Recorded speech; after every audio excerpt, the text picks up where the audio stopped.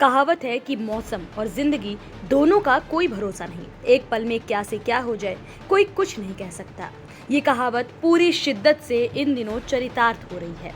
अच्छे भले लोग अचानक खत्म हो जा रहे हैं जैसा पहले कभी नहीं हुआ, और मौसम ऐसे रंग दिखा रहा है जो इंसानी याददाश्त में कभी नहीं देखे गए। मौसम की क्या कहें, कुछ भी कहें तो कम लगता है। सात समंदर पार जिन जगहों की बर्फीली चोटियों, हरे भरे जंगलात, बलखाती नदियों की तस्वीरें बारस्ता किताबों और सिनेमा जहन में बसी हैं, लेकिन आज वही सात समंदर पार वाले यूरोप और अमेरिका में नदियां, झीलें, तालाब सूखे पड़ गए हैं। जंगलों में आग है, जमीन 54 डिग्री पर धधक रही है, लू के जानलेवा थपेड़े चल रहे हैं। जमीन से इतना पानी निकाल लिया गया है कि पृथ्वी का एक्सिस यानी संतुलन ही गड़बड़ा गया है। उतनी दूर ही नहीं, अपने घर में भी वही हाल है। देवभूमि उत्तराखंड और सुरम्य हिमाचल में आफती बरसात, उफनाती नदियों, बादल फटने, पहाड़ दरकने ने ऐसे मंजर दिखाए हैं जो बताते हैं कि देव कितने क्रोधित हैं, प्रकृति कितनी क्षुब्ध है। Welcome to climate change. जी हाँ, देश दुनिया के जो वैज्ञानिक चिल्ला चिल्ला कर कहते आए हैं, ये सब उसका एक ट्रेलर मात्र है। अभी तो पिक्चर बाकी है, जिसकी एक स्क्रिप्ट तथा कथित प्रलय के बरक्स पेश की जाती है। अमेरिका, चीन, भारत, पाकिस्तान, यूरोप के तमाम देश एक्सट्रीम मौसम का मंजर देख रहे हैं, झेल रहे हैं। अमेरिका और यूरोप में अभी तो गर्मियों के मौसम की शुरुआत हुई है। आने वाले पीक दिन ना जाने क्या क्या दिखाने वाले हैं। क्लाइमेट चेंज को सेमिनार और ड्राइंग रूम की शोशेबाजी समझने वालों को पता होना चाहिए कि जब से इंसान ने तापमान रिकॉर्ड करना शुरू किया है, तब से इस साल जून का महीना सबसे ज्यादा गर्म दर्ज किया गया। जून में तो पृथ्वी का अपना तापमान रिकॉर्ड अब तक का सबसे ज्यादा 17.2 डिग्री सेल्सियस दर्ज किया गया।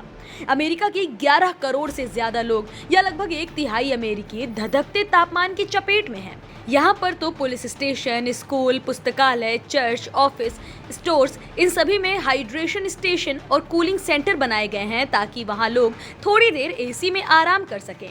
देश के कई हिस्सों में हीट डोम की स्थिति है।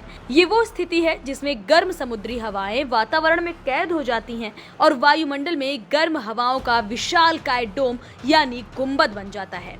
इन गर्म फैक्टर्स का ही नतीजा है कि एरिजोना प्रांत में जमीन की सतह का तापमान 54 डिग्री सेल्सियस दर्ज किया गया है। क्या कोई इसे झेल सकता है?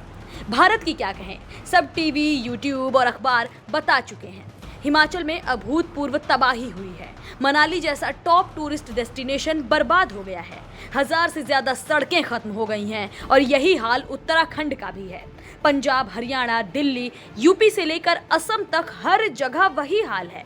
मुंबई में तो इतनी बारिश हुई कि महीने भर का मॉनसूनी कोटा एक दिन में पूरा हो गया। देश भर के 70% जिले बारिश, बाढ़, भूस्खलन से प्रभावित हैं। बारिश के पहले प्रचंड गर्मी ने समूचे उत्तर भारत को बेहाल कर दिया और अब पानी की बारी है। मौतों की गिनती कहां तक जाएगी, कुछ कहा नहीं जा सकता। भारत भर में बाढ़ के कारण साल 2021 में 656 मौतें और 2022 में 959 मौतें दर्ज की गई थीं। WMO की एक रिपोर्ट के मुताबिक पिछले 50 सालों में मौसम संबंधी आपदाएं ज्यादा बढ़ी हैं। मानव निर्मित ग्लोबल वार्मिंग के कारण चरम मौसम की घटनाओं के कारण 20 लाख से ज्यादा मौतें हुई हैं और करीब $4.5 ट्रिलियन की आर्थिक हानि हुई है। वैज्ञानिक बताते हैं कि पृथ्वी का तापमान बढ़ते जाने से पहाड़ों पर होने वाली बड़ी बर्फबारी अब ज्यादा बारिश में तब्दील हो रही है। पृथ्वी पर हर डिग्री सेल्सियस तापमान बढ़ने पर उच्च ऊंचाई पर अत्यधिक वर्षा 15% बढ़ जाती है। हम खुद ही देख रहे हैं कि पहाड़ों में बर्फबारी घटती जा रही है और बरसात की अवधि और वेग दोनों बहुत तेजी से बढ़ रहे हैं। बहुत बर्बादी हमारी खुद की बनाई हुई है। हिमाचल से लेकर उत्तराखंड तक जिसे जहां जगह मिली कंस्ट्रक्शन कर लिया।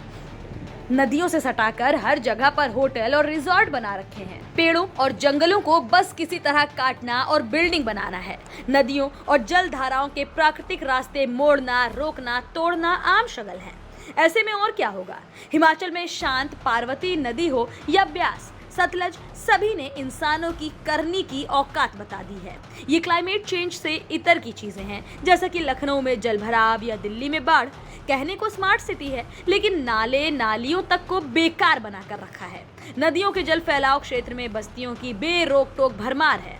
लोग सब जानते हैं कि क्या गलत है, क्योंकि हम सब इसमें कंट्रीब्यूशन कर रहे हैं। डिस्ट्रक्शन को डेवलपमेंट समझकर बैठे हैं। गर्मी बढ़ने पर 2 एसी और लगवा लेंगे, लेकिन उसका लंबे समय बाद क्या इम्पैक्ट होगा ये नहीं समझेंगे। पहाड़ धसक जाएंगे, लेकिन गेस्ट हाउस और होटल बनाते ही जाएंगे।